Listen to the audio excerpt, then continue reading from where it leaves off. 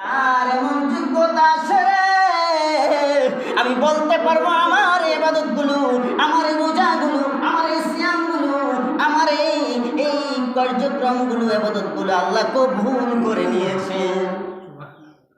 এমন একটা মানুষ তো নাই।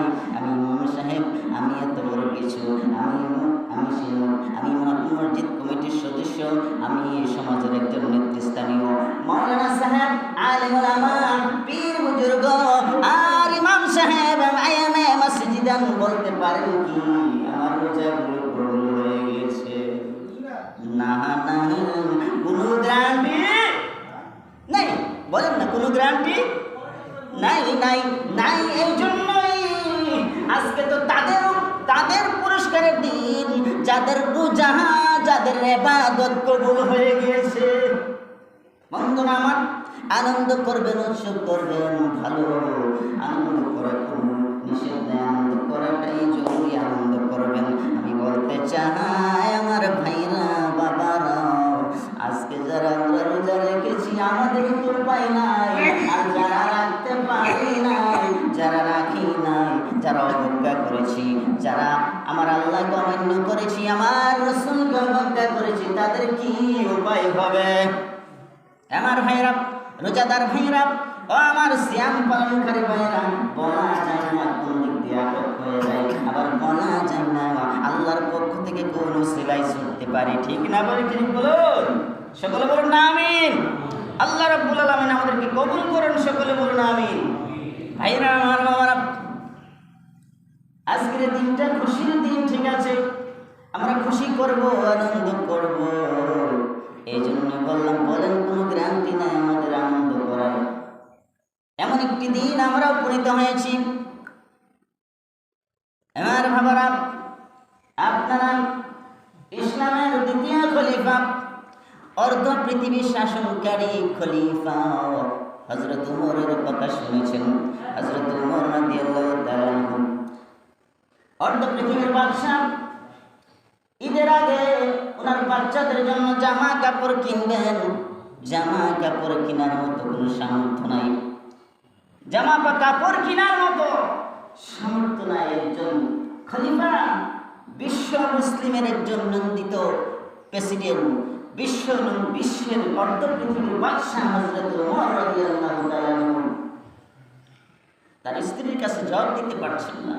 স্ত্রী বলছে, আমার ছেলেদের জন্য কোনো মার্কেট করবে না, আমার ছেলেদের জন্য কোনো কাপড় কিনবে না, তাদের জন্য জামা কাপড়, তাদের জন্য পাঞ্জাবি বানাই দেবে না।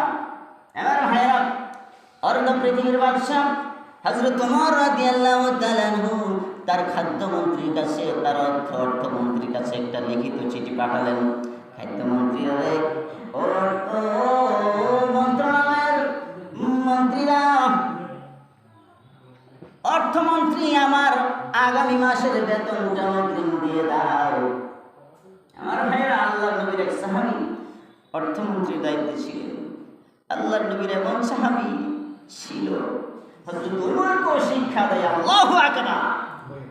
আমার ভাইয়েরা, ওই সাহাবী চিঠিটা পেয়ে উত্তর লিখে দিলেন, ও আল্লাহর নবীর সাহাবী হযরত উমর ফারুক আযম, আপনার কাছে আমার প্রশ্ন, আপনাকে অগ্রিম বেতন দেব, কিন্তু বলেন আপনার কাছে গ্যারান্টি কোনো আছে কিনা আপনি আগামী মাসে বেঁচে থাকবেন?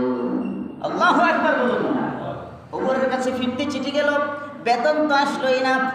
ওমর রাদিয়াল্লাহু তাআলা চিঠিটা পেয়ে কাঁদতে কাঁদতে কাঁদতে কাঁদতে ঝরঝর হয়ে গেলেন।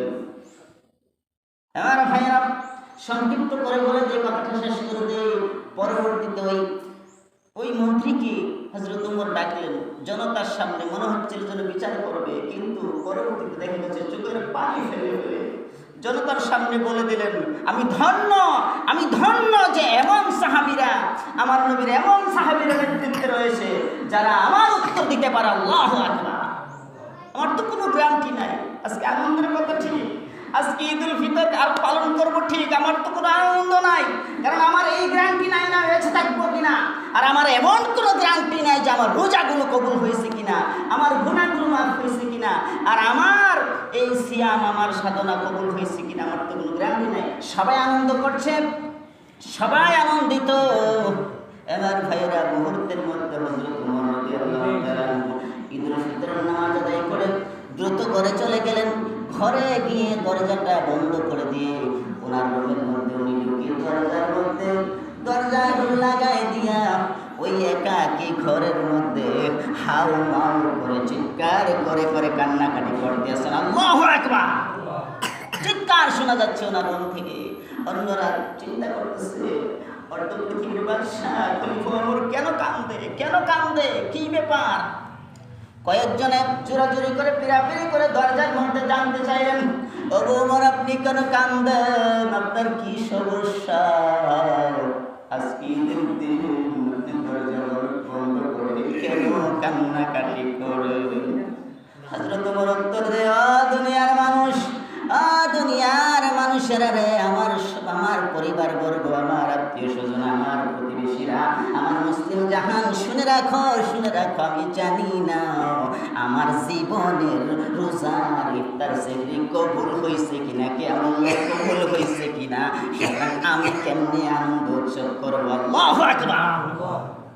একজন যাকে আল্লাহ সার্টিফাই করেছেন আশারায়ে মুবাশশারা হিসেবে, জান্নাতের সার্টিফাই করেছেন, এরপরও তিনি দরজা বন্ধ করে এই ঈদের দিনে কান্নাকাটি করে। আল্লাহু আকবার!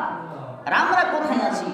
আমরা আমাদের সময়টুকু ব্যয় করে দিচ্ছি, আমরা আমাদের দুনিয়া নিয়ে ব্যস্ত আছি। আল্লাহ রাসূলের খবর নাই, রোজা তো রাখি নাই, ইফতার তো করি নাই, সেহরি তো খাই নাই, নামাজ তো ঠিক মতো পড়ি নাই। আজকে কি নিয়ে এই মসজিদে ঢুকছি, এই ঈদগাহ মাঠে হাজির হয়েছি, কি নিয়ে যাব? ঠিক কিনা বলুন?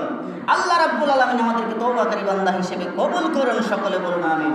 আল্লাহর পুরস্কার আমরা রোজাদারদেরকে নয় শুধু, আমরা সিয়াম পালনকারীদেরকে নয় শুধু, আমরা সেহরিকারীদেরকে নয় শুধু, আল্লাহ যেন সকল মুসলমানদেরকে যারা রোজা রাখতেও পারে নাই তাদেরকেও যেন আল্লাহ রাব্বুল আলামিন, সকলকে যেন আল্লাহ রাব্বুল আলামিন নেককার বান্দা হিসেবে, আল্লাহ তাআলা ক্ষমাকারী বান্দা হিসেবে নাজাত দিয়ে এই ঈদের ময়দান থেকে নিয়ে যান, সকলে বলেন আমিন।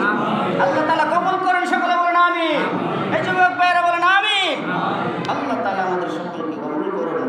সাল্লাল্লাহু আলা মুহাম্মাদ সাল্লাল্লাহু আলাইহি ওয়াসাল্লাম, সাল্লাল্লাহু আলা মুহাম্মাদ সাল্লাল্লাহু আলাইহি ওয়াসাল্লাম। হাসর হবে তামাশানি, করবে সবাই পানি পানি, সেদিন নবী ছাড়া কাউসার দিবার সাধ্য কার নাই। সাল্লাল্লাহু